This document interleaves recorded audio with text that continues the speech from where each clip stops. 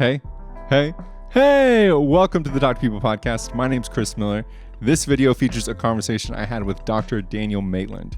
He's a researcher, clinical psychologist, and professor at the University of Missouri, Kansas City. I saw him in the New York Times. I thought it'd be cool to have him on the podcast. A few weeks later, here we go. We have a whole entire conversation. He runs let me grab my phone. I want to make sure I get this right. The Psychotherapy Research or Study of Connection, Intimacy, and Loneliness, the PROSOCIAL Lab. If you're new to the podcast or the YouTube channel or wherever you're listening or watching, be sure to rate and review and subscribe. Whatever you can do to help support this podcast. The whole entire goal of this YouTube and podcast is to help young adults live a more social life. Life is better when you talk to people. Remember that. Without further ado, Dr. Daniel Maitland. Welcome to the Talk to People podcast. I am here with Dr. Daniel Maitland from UMKC. You just made the long drive. I did. From Overland Park. A lot of people, I found you in the New York Times. Congrats, by the way. Thank you. Thank you. Big deal.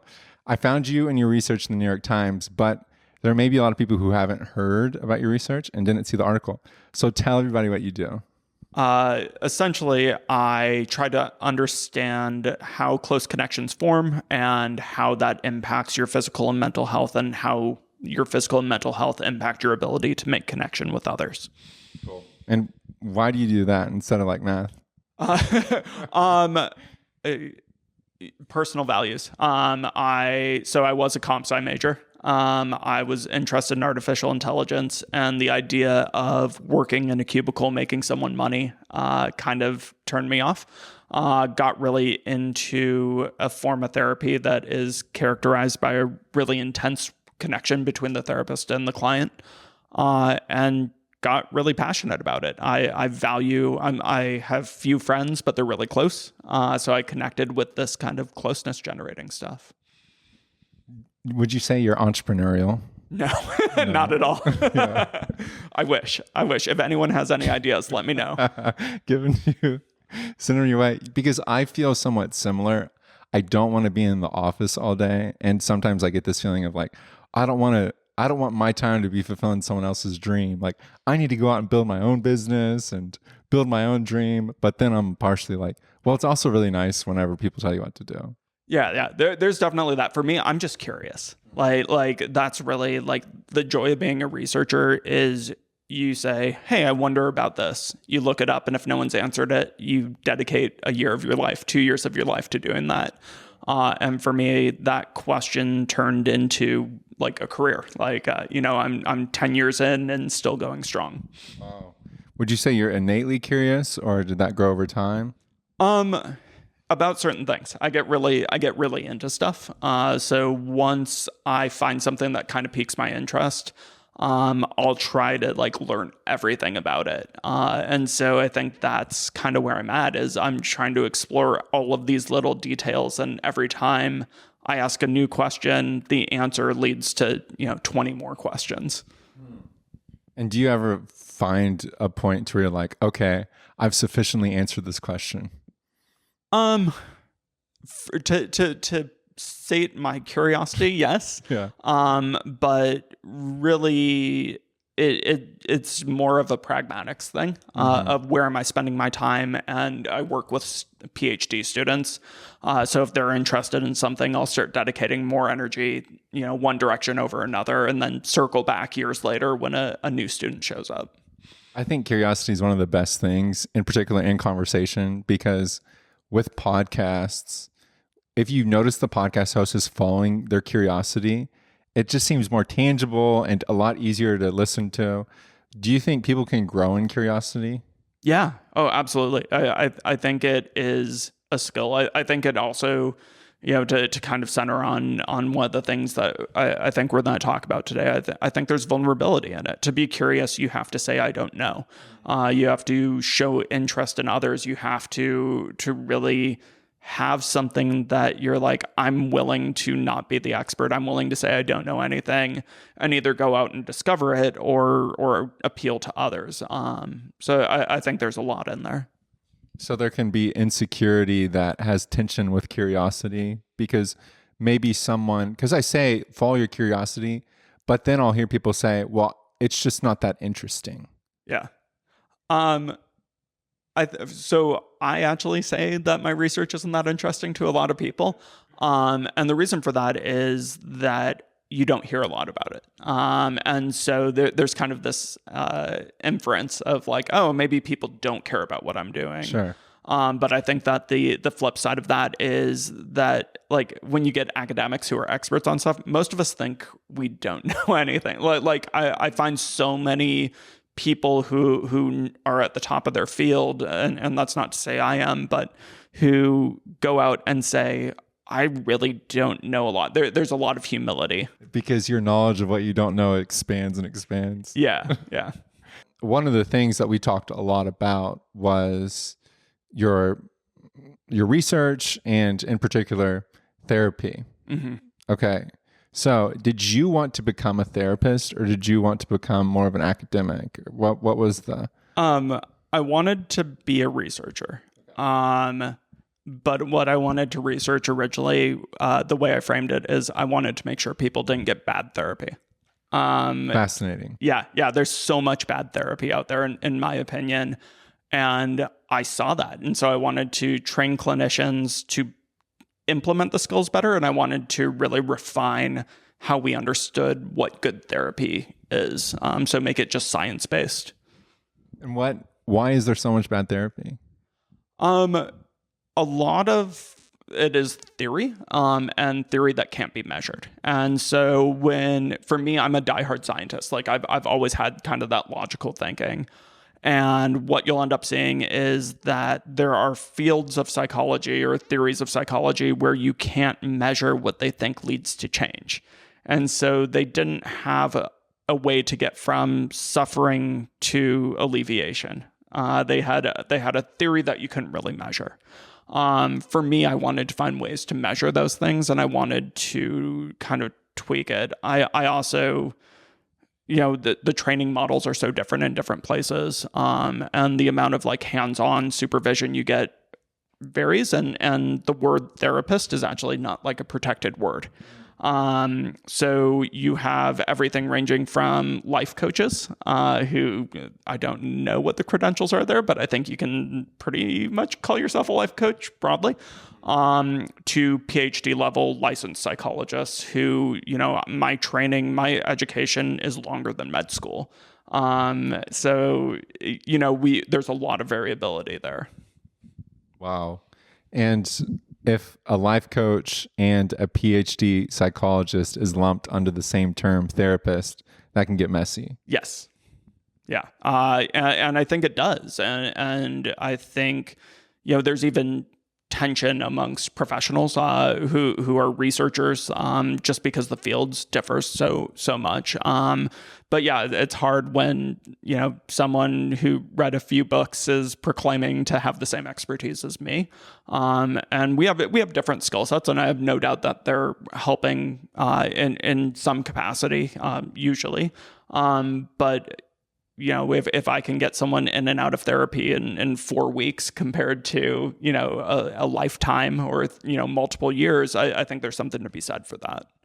Do you think some therapists it may not be an intentional thing. Like you said, something may take you 4 weeks and it may take someone else a long time. Do you think that some therapists approach things like that as more, like, I want you in here a long time because it's going to build my book of business? I don't think so. I really hope it's not that malicious, and I don't think that readily happens. But I think that some forms of therapy are looking for like resolving inner tension. If you look at like the dynamic therapists, Freudian forward, and there's still a school of thought. There's still people being trained in those methodologies. And there are people that will say therapy is a lifetime thing and you just need to be in therapy your whole life. And fundamentally, I disagree with that. Now, it also depends on what you're trying to work on. But for like mental health diagnoses, depression, anxiety, things like that, I think we can get people in and out in a few months on the longer side, usually. And again, it's a game of averages. And that may be a big deal for someone hearing that, because I feel like people will cling to diagnoses for years or for, like you said, a lifetime. Yeah, I think that's one of the tricky things about different fields is I'd say your average clinical psychologists reject the medical model of mental health. To me, depression isn't a thing. It's not a disease. It's a set of behaviors that we engage in, and it accompanies emotional reactions and certain behaviors. But there's nothing in your body that causes depression. And that's true of almost every diagnosis. And again, it's order of magnitude. But I think that we view things like diagnoses as descriptive rather than explanatory. And when you have something, when you have depression and it goes into remission but never goes away, it's always there. You always need treatment. But if it's a thing that you do, we can change what you do. Could you say it again, like descriptive rather than explanatory? What do you mean by that? Yeah. So if you look at like the diagnosis of a major depressive episode, we would say that is describing your behavior. So it's a thing that you're doing that we say, oh, when you do these things, we call that depression. If you use it as an explanation, you say, I engage in these behaviors because I'm depressed. And it becomes kind of a cyclical reasoning of, well, how do you know you're depressed? Well, I do these things. Why do you do those things? Because I'm depressed. Right. And it removes the aid or the locus of control, right? Internal to external, right? Exactly. And so what I find, even though I'm a behaviorist, which means I really view behavior as a function of your environment. We do things because of the contingencies in our lives and what we encounter. But for me, that's empowering because it means you can change the contingencies to get a whole new set of behavior. There's nothing we can't change, I would argue.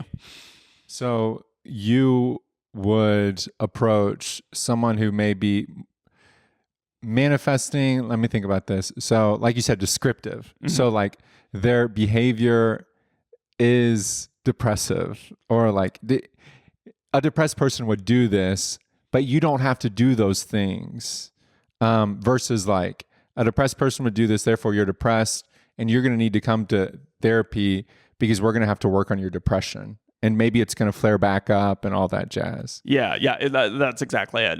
So we use our feelings as explanations for our behavior or justification for our behavior all the time. The example I like to use is like working out. I used to be an avid cyclist. I have a toddler now, so hobbies have gone away. Yeah. And there were a lot of times where I'd be like, I don't feel like going for a ride, and so I wouldn't. But if you don't feel like doing something and then you do it anyways, eventually that desire will come. And so like with depression, a lot of what it comes with that is like you don't feel like doing something. And if you engage in that behavior anyways, then the desire can come afterwards and you actually spiral up instead of spiral down. And you can essentially get active enough to work your way through depression in some capacities. It's a little more nuanced than that. Sure.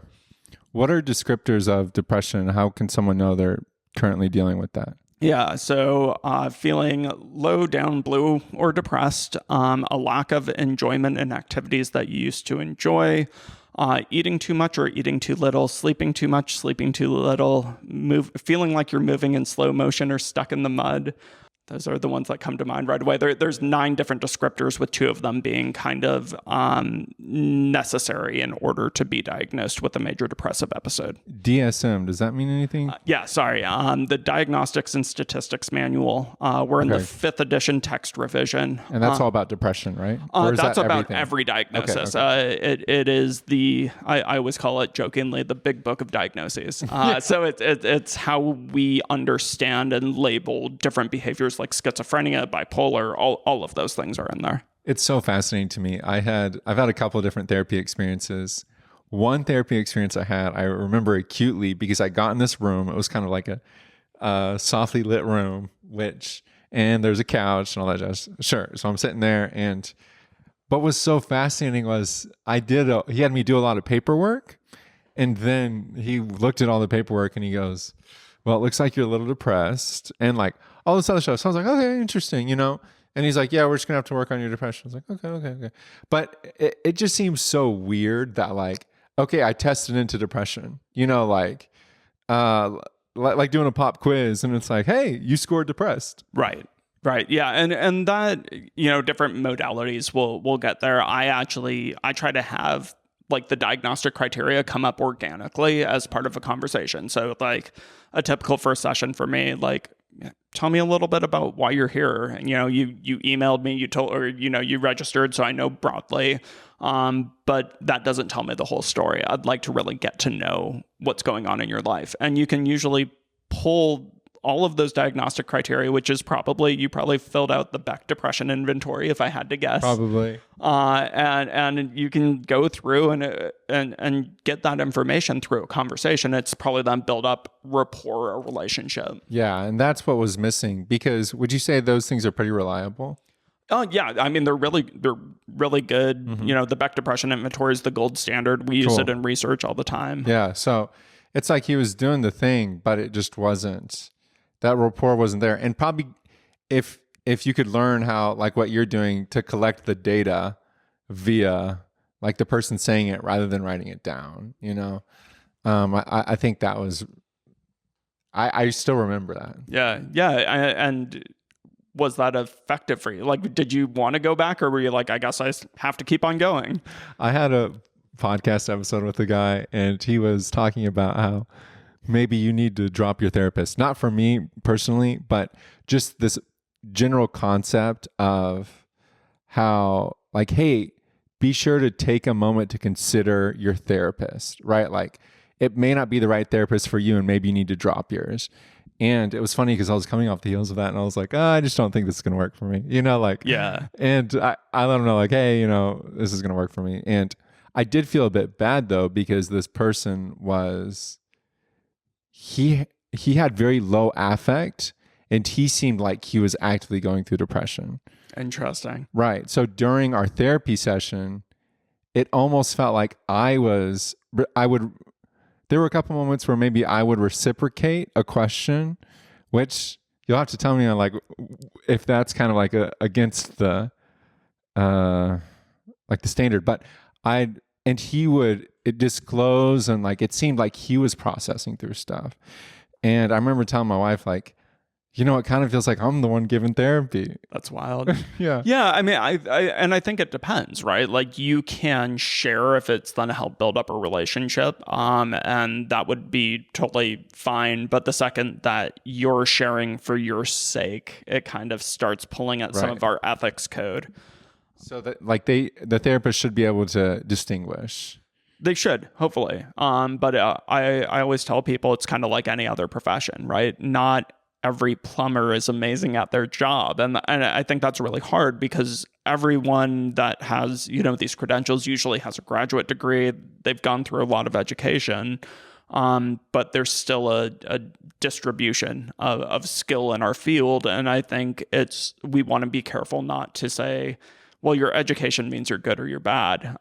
There's actual skills here too. And I think that's one of the things we kind of don't want people to know is like, yeah, there's people that barely got through the hurdles and are still therapists. Yeah, like they scraped by. Yeah. They weren't going to make it and you're getting therapy from them. Yep. Yep. And if you don't know what to ask, and even me, like I'll read someone's like, you know, Psychology Today profile, and it's hard to figure out like, do they have these expertise? I usually like, I'll start doing like a lit review of like, what did they publish in grad school? I'll look at like, are they members of professional societies that I trust? And even then it can be a little dicey because you're a member doesn't mean you're good. But I'll do detective work for my friends when they're looking for a therapist. Wow, that's fascinating. If someone's currently dealing with depression, how do they get out of it? It depends. So that's the easy answer is not all things work for all individuals. And we call that concept equifinality. There's many different paths to one endpoint. My easy go-to treatment is what's called behavioral activation for depression. It's based on research from like the 1970s, a functional analysis of depression, essentially trying to understand how does depression operate in your environment.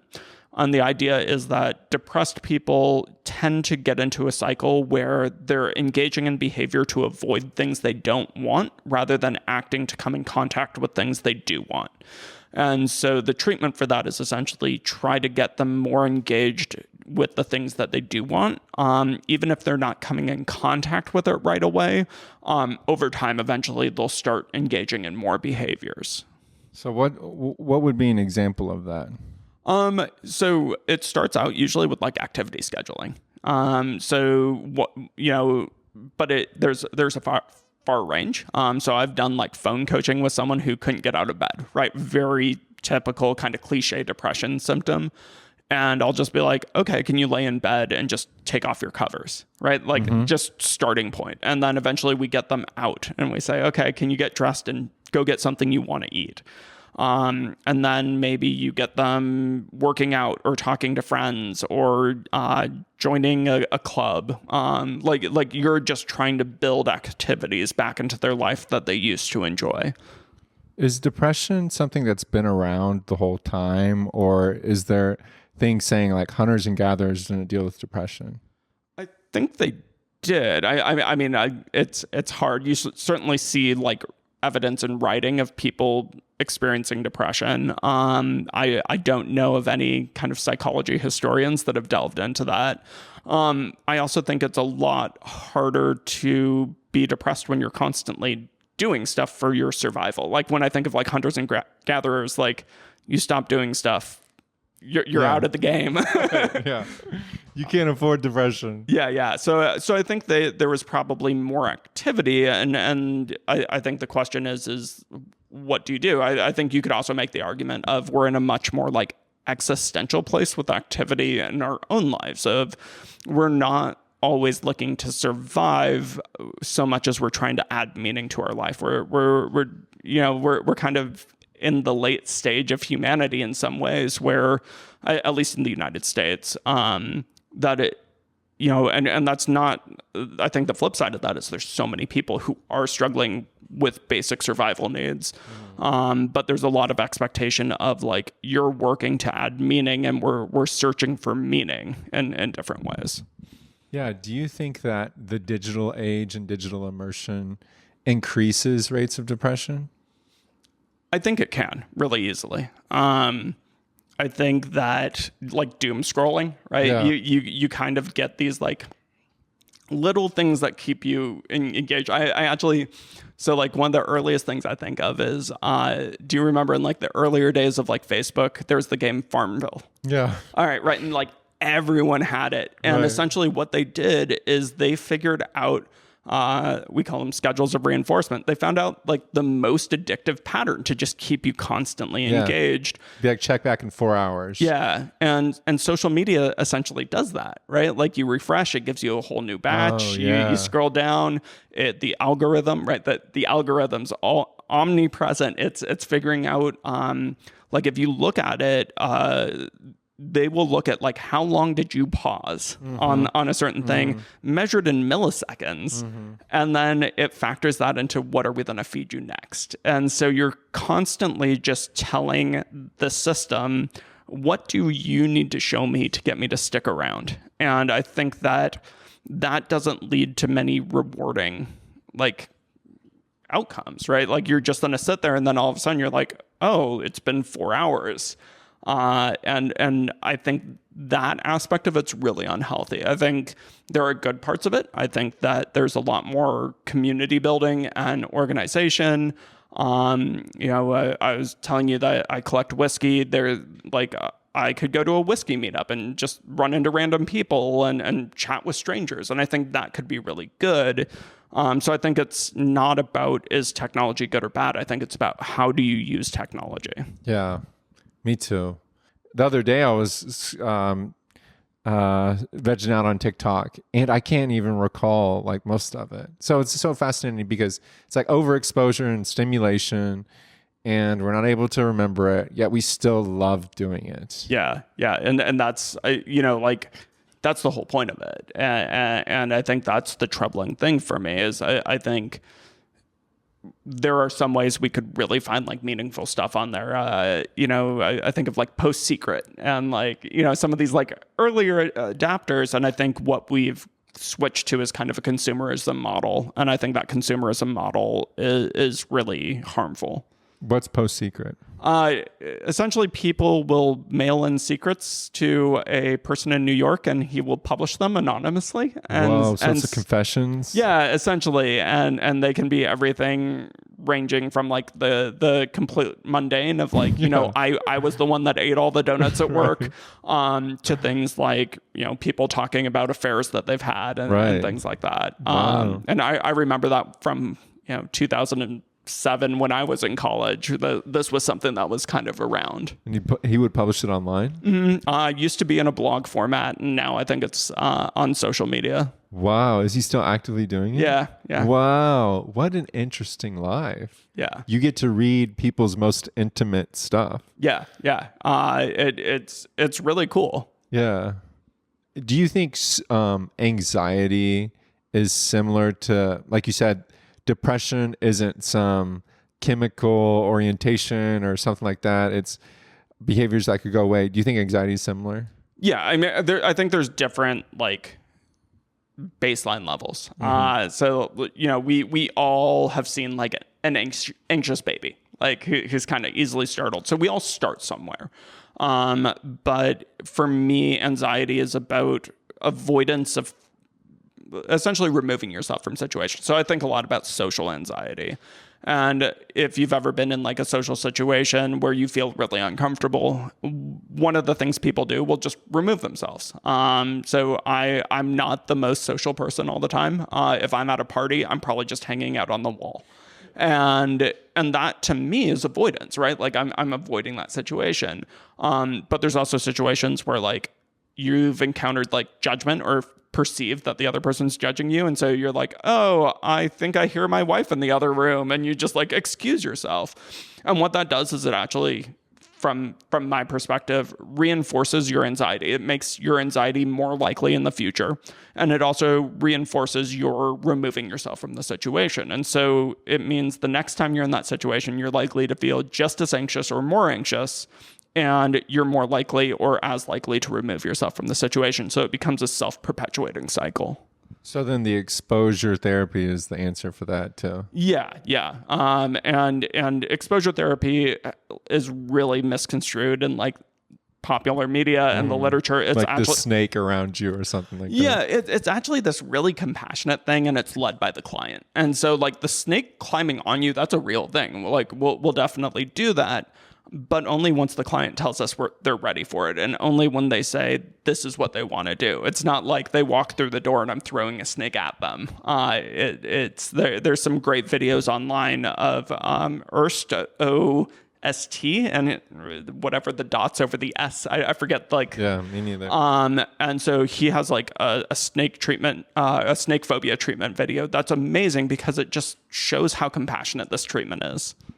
And he takes a client or patient from being deeply afraid of snakes to being able to interact with one. Yeah, in about 4 to 6 hours, I want to say it was. It went from she was convinced she was going to have a heart attack when he had told her there was a snake in the building, to her having the snake in the her belt loops over the course of like one day. That's incredible. And with social anxiety, that would look like, say, you show up to the party and then you're like, oh my gosh, I feel anxious, I need to leave. If you leave, then the next time you show up to the party, you're like, oh my gosh, I'm feeling anxious. Last time I left, this is the same feeling. I need to leave because that's how it was dealt with last time. Versus, oh my gosh, I'm feeling anxious. And then recognizing that and saying like, okay, like what would be a healthy response to that? Yeah. So it's staying in the situation because our body like physically is not meant to stay anxious forever. Okay. So eventually your anxiety is going to naturally drop. Oh, that's fascinating. And there's some potentially cognitive mediation, like you think about it and that can do stuff. And then in exposure, you actually overcorrect. You do things you wouldn't normally do. And so social anxiety is kind of evaluative in nature. Yeah. And so you might go to the party and like pour a drink on your pants. So you have like a red stain on your pants just stay and interact with people, even though like now they're judging, like they think I like wet myself. Yeah. And you just stay with them because that anxiety is going to go away. And you're like, you know what? I'm taking this head on. Like, rather than fearing whether or not people are looking at me, I'll give them reason to look at me and still stick around. Yeah, I mean, to a degree. And just recognizing that it's like eventually you're just going to have an interaction with someone and maybe you even choose to share of like, like I'm doing this thing. I'm trying to like really kind of put myself in a situation where I could be really embarrassed or people could judge me. And I'm hoping that will help with my anxiety. Like you could just own it too. I like that. I remember in college, I had this huge pimple on my nose and it was on the tip of my nose. I already have a big nose. So whenever I get a big pimple on there, I'm like, oh my gosh. And I had to make this decision because I was like, I can hide in my room, but I couldn't really hide because I had to go out of my room. And I was an RA at the time. So I had to walk around the hall and all this jazz. Or I'm just going to show up and I'm going to be very intentional about going straight up and talking to people. I know people are going to be looking at my pimple, but it was almost like a rejection therapy type deal, right? Like, I know this isn't ideal, but I'm going for it. And that was really good for me because it was like, no matter what I look like, I can still survive and initiate interaction and be a part of the social fabric. Yeah. So let me flip this around on you. So when someone approaches you with a pimple, or even back in the day, how much did you fixate on that versus like notice it and then just like be like, whatever, they have a pimple and start talking to them? Yeah, I wanted it. I wouldn't fixate on it, but it was funny because I had some residents in my hall who are from South Korea, and the culture's way different because they would be like, oh my gosh, your pimple is so bad. I was like, oh man. And they'd be like, you need so much more sleep. I'm like, you know what? You're probably right. Like, I probably do need more sleep. I probably do need to be eating less sugar. And I probably am stressed. That's probably why I have a pimple. But it was kind of, I was glad that they kind of did that right. Just because it's like, they were very direct, but then they probably didn't fixate on it. So same thing. Yeah. Yeah. And I think that's like part of it is like, we worry about that, but we can't always perspective take of like when I encounter someone with a similar situation, like sure, you catches your eye, you notice it, but then you engage with the person and you kind of forget it's there. Yeah. Why do you think a lot of people right now say there's like a loneliness epidemic? I think, that started with the Surgeon General, and a Harvard Business Review article, I think, was actually his first mention of it.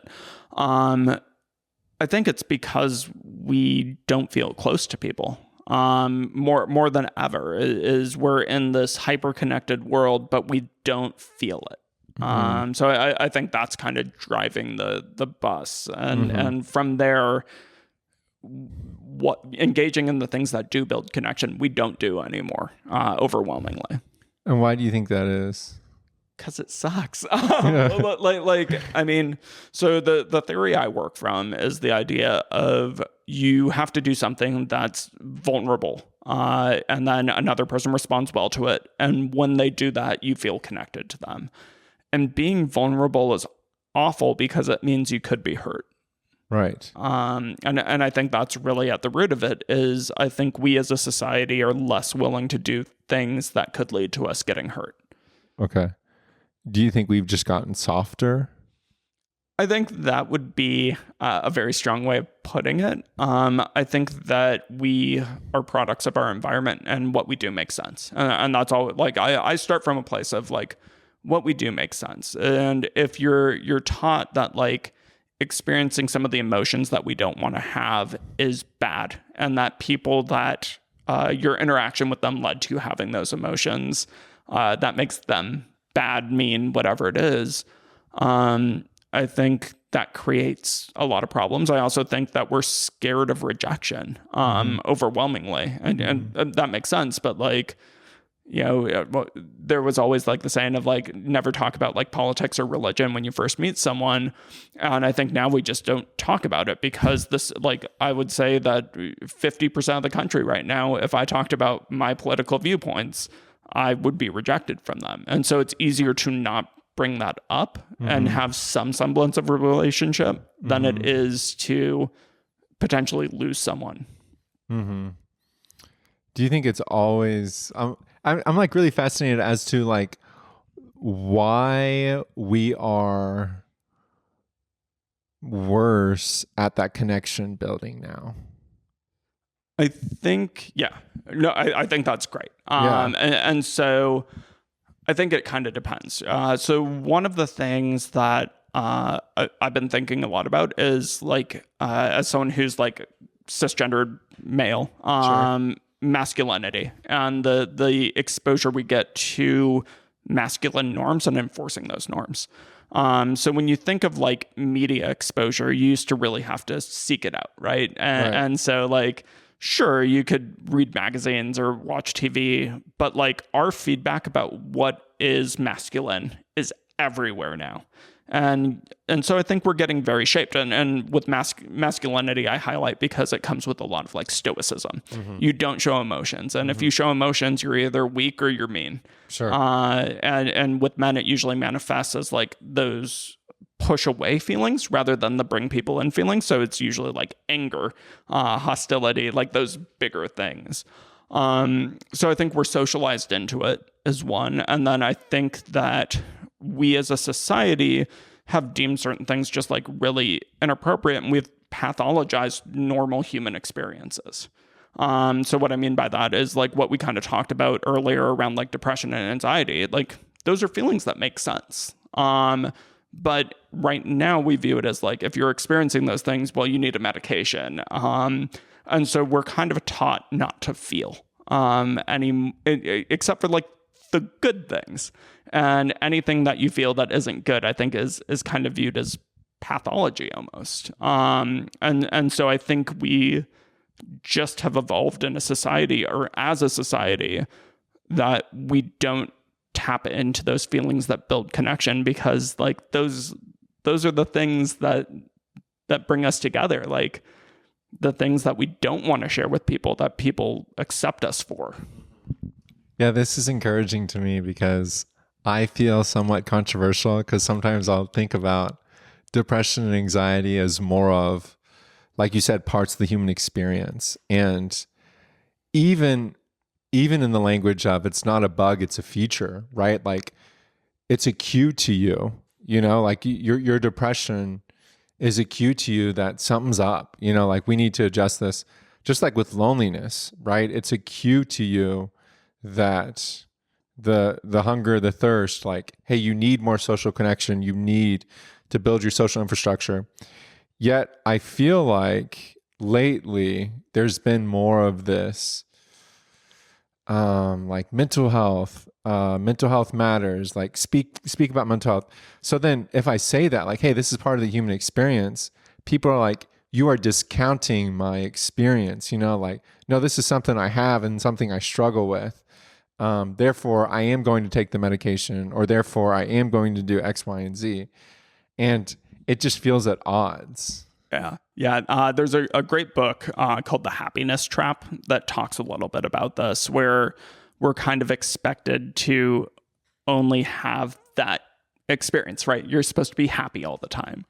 But like, how weird would it be if you were just like happy all the time? Totally. Yeah. So I am more sympathetic to your viewpoint. And for me, I think when I was younger, I would like take a dogmatic, like anti-medication perspective. And I think now it's really about like whatever works for you. But I think that we have to be really careful, because what works for us in the short term isn't what works for us in the long term all the time. And I think with like human experience and emotions, I don't want to feel shame, right? Like that's like one of the big ones, like shame and humiliation. Those are the big feelings people never want to have. those are adaptive and it's okay. And what's even better than okay is like, if I can share something I feel shame, embarrassed, or humiliation about, and the other person says, yeah, like I can see why you felt that, and I still care about you. I'm still here, like ride or die with you. Like, what a rewarding experience. And so I think we're constantly in this tension of like, we don't respond well to those feelings. And so we try to get rid of them, but we also have to learn how to let them be. It's not necessarily like acceptance in like an embracing way, but it's not tolerance either. It's just recognizing that they're there and that's part of being human. Can you point to any particular thing or moment that caused you to go from anti-med to whatever works for you? Just really talking to people and really understanding like how much it made a difference for some people.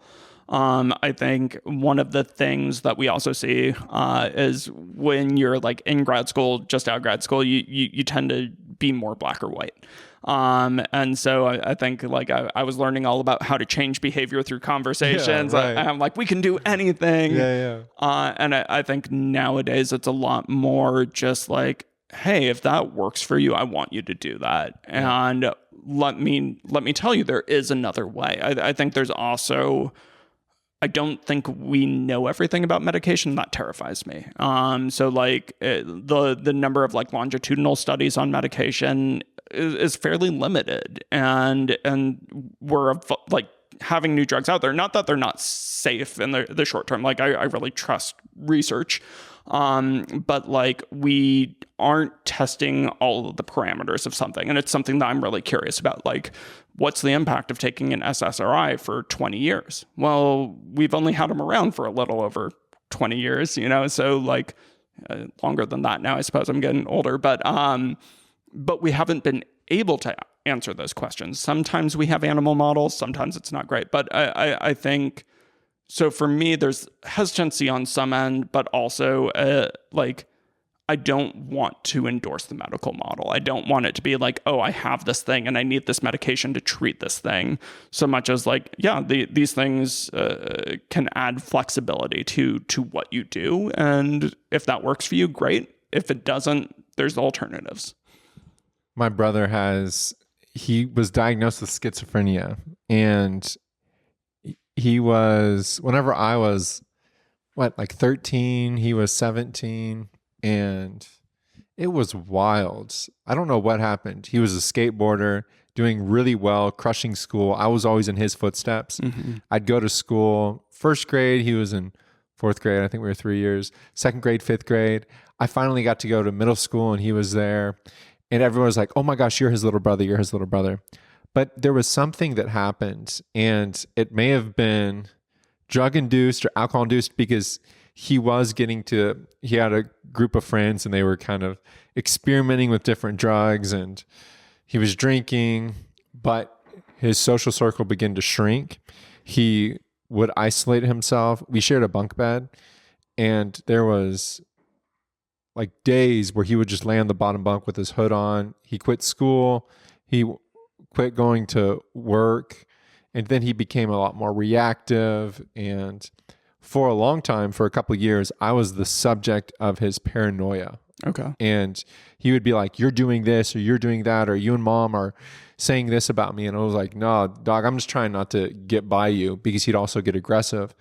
And it was so fascinating to see, because I had been around him a couple moments where I'm not the expert, but I would say he was definitely in a phase of psychosis. Like it was, everything was bizarre. I remember a moment where I'd gone to the backyard and I could just feel aggression. Like my intuition was like, this isn't right. So I had left the house, and I remember him yelling and punching the window and breaking glass and his hand bleeding and all this stuff. I was like, screw this. And I ran. And there were moments like that I look back on. But they got him on medication. Mm-hmm. Okay. And this medication is like, he just became catatonic, and it was so tough for me because, like, one, I couldn't explain what had happened with him initially. And then he's catatonic. And I remember then he'd come home and he wouldn't take his medication. So I would go and I see him and his eyes would be sunken in. He'd look like a skeleton and there'd be nothing. He'd be talking to himself. I'd be like, shoot. And there's a lot for me to say on that. And I've done a couple of podcasts about it because it's like really important to me and impactful.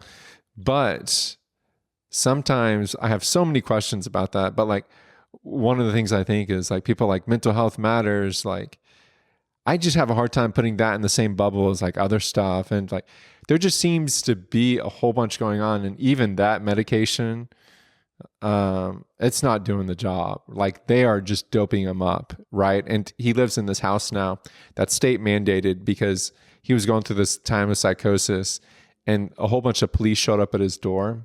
And they say that he struck them or he felt threatened or something. So he went to the justice system, then the court told him to go to the state mandated house. But it's these men 30 of these men, and they're just drugged up and just walking around. There's a TV on, they don't even watch it. So it's crazy and it's sad. And that's given me a bit of, and I know it's not limited to this and I need to be a bit more comprehensive, but it does give me a little like, about some of this medication that we use to treat mental illness. Yeah. And it's hard. So like, I'll preface this as saying like my expertise in the domain of like psychosis, schizophrenia is very limited. Yeah. So, books I read 10, 15 years ago, it's hard and we don't have amazing medications for that. They're getting better. But I think that's one of the hardest things for treating like the positive symptoms of schizophrenia is finding that right balance that allows people to be human.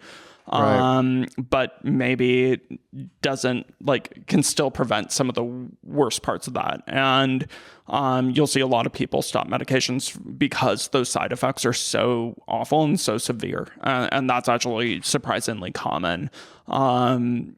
So it's really hard to find that balance, and it's hard to nurture relationships, and it's hard to think about that. Like, as you said, mental health is a huge spectrum, and we need to care about all of it. But the things there's terminology sometimes called SMI, serious mental illness, schizophrenia, bipolar 1, so some of the things that kind of feels bigger. We quantify that way or phrase it that way. And I think really it's a balancing act. And there's it's more akin to an art sometimes than a science, which is we can't take a measurement of the brain and say, oh, this is the right dose of the right medication and come up with an answer. It's a lot of trial and error and context and things like that.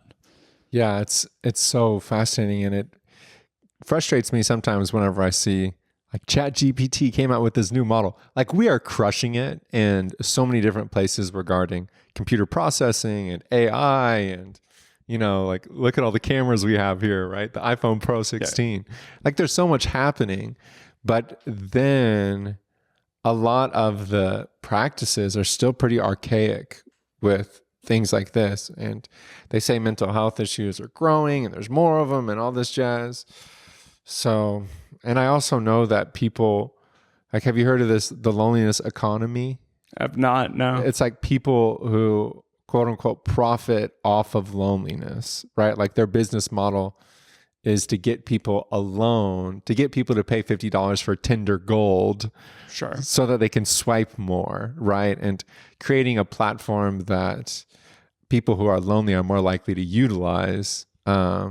Therefore, loneliness is like a commodity that gives them business success. Yeah, it creates a context where certain products are in demand. That's terrifying. I am definitely in the camp of firmly against late stage capitalism and everything that comes with it. And the question is are this is the context. Do we condemn people who are kind of saying, well, this is the context where we have a product people want, or is it our job to, as a society, enforce standards on everyone and trying to nudge it back different directions? And I don't think either of those is the right answer. I don't have the right answer. But I would love, like you asked me if I could like kind of find a way to profit from what I was doing. That was one of your earlier questions. What I really want to do is figure out how to like coach people through connecting on a large scale. And the problem is like it requires so much individual feedback that like I can't conceptualize it. But that's what would that look like if you did it really, really well? I don't know, but I think what it would be is like, you know, I think of there's a bar I really loved in grad school that had like a large communal table. And I think it sat like 20 people or something like that. And you would just sit and start talking to strangers and teaching people to be willing to share who they really are.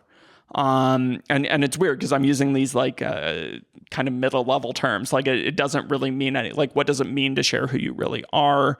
But I think of like, I can think of like a whole score of things that I would never share on a podcast, right? Maybe if we like had a one-on-one conversation, we could get there. And even in our like pre-interview or whatever, like there were stories that came up that I was like, oh, I can like connect with that. You were telling me about remembering like a band t-shirt your wife was wearing and how that was like a big part of you. And I actually had a really similar experience with my wife where she was wearing like a band of this kind of obscure Canadian indie post-punk band. And I was like, oh, you like that band? And it was just like this moment that's like crystallized in my mind. But like, that's only the start. Right. And then where does that go from us? Like if I asked you, like, when was the moment you realized you loved your wife? Right. Like we're starting to get at more of that like soft stuff. And like, that's the stuff that like really interests me. So that like when I'm feeling kind of jaded, people ask me, why do I do the research I do? I say, I'm trying to get people to be people I like. Yeah. Like that's a great goal. Yeah. And like, that's what it is because like every time I meet, like I meet lots of people, some of whom I don't connect with right away. When I can get people sharing like their human side, I like everyone. And so it's this really interesting phenomena where like I don't do it maliciously and it's not with ill will, but it's recognizing we're all human on a certain level and we're all trying not to be human a lot of the time. Mm-hmm. We're trying to hide our humanity. It feels like it. And I think that's really concerning because like that soft side is wonderful, but like the flip side of that is like, it also comes with hurt. I remember the first time I told someone I loved them, like it was like the Hindenburg, like it just failed horribly. They didn't say it back? No, not at all. Like eventually became one of my best friends like years and years later, but we like hated each other for years. Like it was like such a mess. And like, I didn't tell anyone I loved them again for like 6 years, 7 years. Like it was like, well, not doing that. And like, I can think of that time in my life and how I reacted to that, how I would put up walls and like not share certain things. And I think we all do that. Like we've all been hurt. And the problem is like, we're working so hard at teaching ourselves not to be hurt again that we're not teaching ourselves like the good stuff that comes with the risk of being hurt. Man, that's so good. How do you train people to be better connectors? You kind of block the opposite. So the form of therapy, I do research on functional analytic psychotherapy.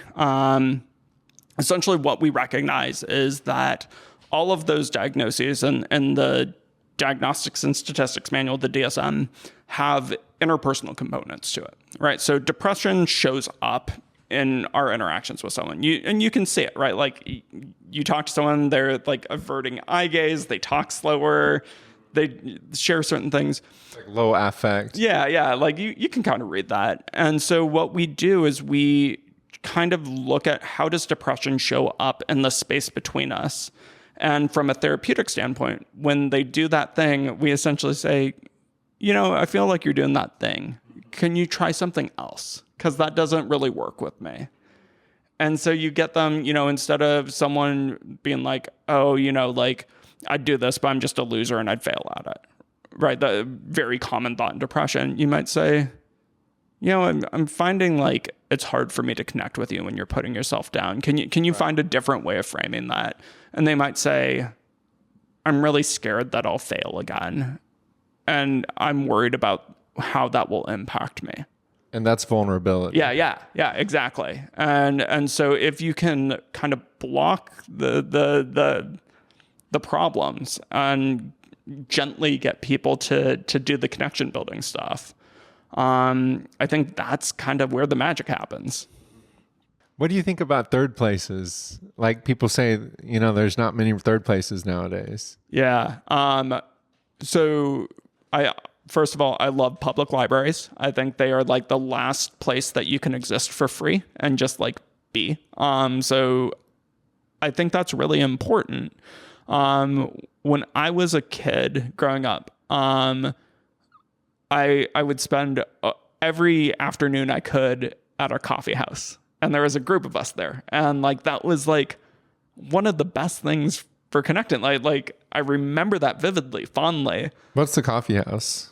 It was like what is a coffee house? Or, yeah. Like it was just like a coffee shop. Yeah, it was a coffee shop, and they had like a couch in the back room. You paid 75 cents for a cup of coffee, a good cup of coffee, and then you could get refills for $0.25. And so like as a pretty broke like middle/high schooler, I could just like sit there, drink copious amounts of coffee with friends, and like and hang out. Yeah, and like they put up with us. I don't know why. Like I'm sure we were like disrupting other people. And you weren't spending that much money. No, we probably cost them money in the long run. But like that was my space. And as I got older, that space evolved into, someone's basement or stuff like that. And I feel like the way we are now as a society, like it's expensive to live, like full stop. I really worry about our young people right now from a just like financial perspective, but like, where do you gather? Where do you spend space? How can you get together in a way that allows you to exist and acknowledges like equity, or, like not everyone can afford to do stuff like that. What do we do about that? Like spaces for younger people. I mean, I think at some point we have to live our values. I always talk about like, you don't become a professor because you want to get rich. You do it because you're curious, because you love it. Like I love mentoring. And I think we have to see people's values enacted on a larger scale that is beyond profit. I think that helps. And then I think we, if you wanted like a government level intervention, it's creating spaces and opportunities that can operate at essentially a like nonprofit level. I think that would really help in a lot of ways. I don't know if it's the end all be all, because I think, there's a lot of pressure to do other stuff. But I think we have to create ways and spaces for us to connect again. I really like the idea of living out your values. And I've thought about the government intervention, because if we have the Surgeon General saying there's a big loneliness epidemic and it's clearly not a individual issue, right? It's clearly a systems issue, then it seems like there needs to be an adequate response. Like whenever the Surgeon General says smoking is really bad for people's health, well, you got Obama writing legislation about cigarettes and all this jazz, right? Like there's a response. So when the Surgeon General is saying loneliness epidemic, it's like, well, what's the response? And that's so fascinating. And I know that there's big public health schools like trying to figure out that situation. But I do think living out your values, and a lot of the people who listen to this podcast are young adults who are either wanting to become better connectors, and like as we're talking, I'm thinking like, dang, I could do a whole nother episode with you of like how to become a great connector, but I always encourage them, like, see if you can create a third space somehow, like whatever your hobby is, whatever your, like for me, it's soccer. So Monday, Wednesday, Friday, I host a soccer group, right?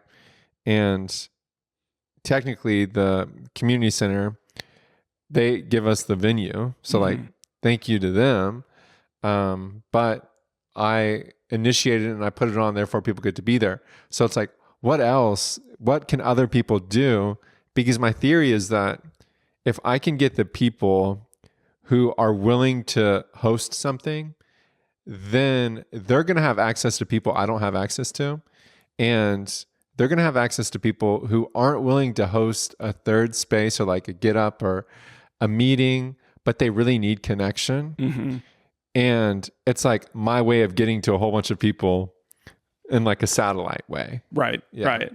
Yeah. And like, it's interesting because I like occasionally those spaces kind of exist, right? Like I used to play a lot of like nerdy board games and stuff like that, and like Warhammer, and you can go to a game shop and play games frequently for free. Some people rent out tables and stuff, and so that was a space. But I think that it's becoming more and more rare, as you kind of said, and even like those social groups. Like when I was in grad school, I was in a kickball league. But they charged us. It wasn't just like someone organically arranged it. Yeah, you're paying. Yeah. And so I think that's always like the struggle is like, I think when you look at the shift in like economics and how like we're really kind of being pushed to our limits fiscally, that having any cost associated with social connection is a barrier. Mm-hmm. And when we, like, I remember you used to be able to like talk to coworkers and stuff, and now it's like, well, stop goofing off at work. Like all of these like spaces that were built in are being taken away, and that's not universally true. But I think it's hard now, and it's hard to meet new people once you're out of school and stuff like that. Like meeting friends at work is tough for all people. But I think that's one of the things that I've become increasingly curious about is like, what is the impact of loneliness as you transition out of structured spaces? Yeah, that's a good way to say it. I've always thought about the person who graduates from college and they move to their first job. Yeah, exactly. Right? It's because they've tasted community. They've tasted what it's like to be a part of someone who's like, "What's up, Daniel? How's it going, Daniel? How's your mom?" Like where everybody knows your name, the cheers feeling. Yeah. They've tasted that, and then now in the absence of it, they crave it, yet they're unsure of how to reobtain it. Yeah, and like it's so wild how just like that forced space and forced freedom used to have, like one of my close friends in undergrad I met because of a ringtone. Like he had the Always Sunny on Philadelphia like Dayman song. And I was like, oh, I know that. And like we bonded over that, and he became, I haven't spoken to him for years. Hi, Andy. Yeah. But like what happens when that's gone? What happens when you can't do that? And like what happens when there's expectations? Like I think of like college as a time where you can like explore who you are. You can try new things, kind of be silly and eccentric. Yeah. And then all of a sudden you shift to the like business world and you're like, khakis and a button up all day, every day. Mm-hmm. If I'm moving to a new place, I'm thinking about this right now. I'm doing like a few things immediately. One, I'm putting on social media. Maybe some people don't like this, but this is what I'm doing. I'm putting on social media, hey, I'm moving to blank. If you know anybody there, let me know. Like I really value community and I'd love to, get connected before I even get there. That's one thing. Two things, I'm looking at like my hobbies. Like I am looking up soccer groups in Dallas, Texas, or Santa Clara, California, or Maine, right? And then I'm looking for a church. Some people don't go to church. I do. So I'm looking at a church. And then another thing, like I'm intentional about making friends at work during my first month there. Like the way we enter a work situation, if we're being very interactive and inquisitive, first impressions stick. And people will be like, oh yeah, that's Chris, And it's like, well, it's actually not Chris, but I'm trying to make it Chris, right? So I'm doing that. And then I'm talking to my neighbors and I'm being, I want to say excessive, but that's not the best word, but I'm just like being over the top. I'm being interested in them. And I feel like if I can maintain those 5 things, join that soccer group, go to that church, get connected with people who are already there, be intentional about my work relationships and connect with those that I live around, like that's a good foundation. Yeah. No, and like that's exactly what we did, right? So like we moved here and then we hung up flyers on all of my neighbors' houses, inviting them to an open house. That's like, awesome. Like it was just like, I don't know who you are. Come over to our house and like we'll give you food. And like our work colleagues, like we invited them to our son's birthday party. Like it so much of it is just like taking that chance and being like, hey, let's connect, or inviting people over, or, you know, like, yes, you might get rejected, and that's not the most comfortable thing, but like, that's also how you make friends. And so like some of our neighbors, like, they're like, oh, well, babysit your kid. And we're like, come over for drinks. Like it just evolves that way. Wow, that's awesome. I feel like we could talk for hours. Thank you for being here. I got 2 questions that I end every podcast with. Okay. All right. And I need to reformat this because it's like they're big questions. So it's like, maybe you shouldn't end the podcast with them. But one is, I see we can look back on our life like days, weeks, years, right? But we can also look back on it in conversations. So like big conversations as we look back in life. And what's been one of the biggest conversations you've had? The one that first came to mind was I reconnected with some people I knew from high school, like very, very vaguely. Like we kind of knew of one another. I reconnected with them when I was in grad school. And one of the first things that, like, we just had this like really in-depth conversation. We were at brunch. We're really like doing well. And they lived 4 hours away from me. And I just said, come over to my place for a weekend. And like it formed, like they stood in my wedding. It's a couple. Both of them were in my wedding party. It's a wedding party of 3 people. They were 2/3 of it. Wow.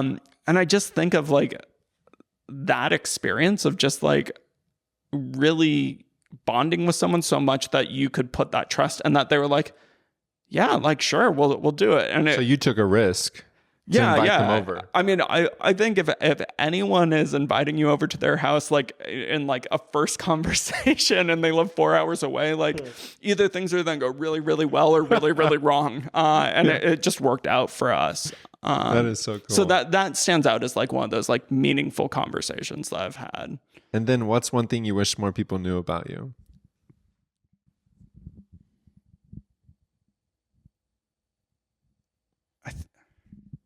I think that I'm like a big softie. Like it's so funny because like, you know, all I do is I like research vulnerability and like, you know, talk about sharing feelings all the time. But I think I read as like a really intimidating and kind of like, I think a lot of people would say I'm kind of mean.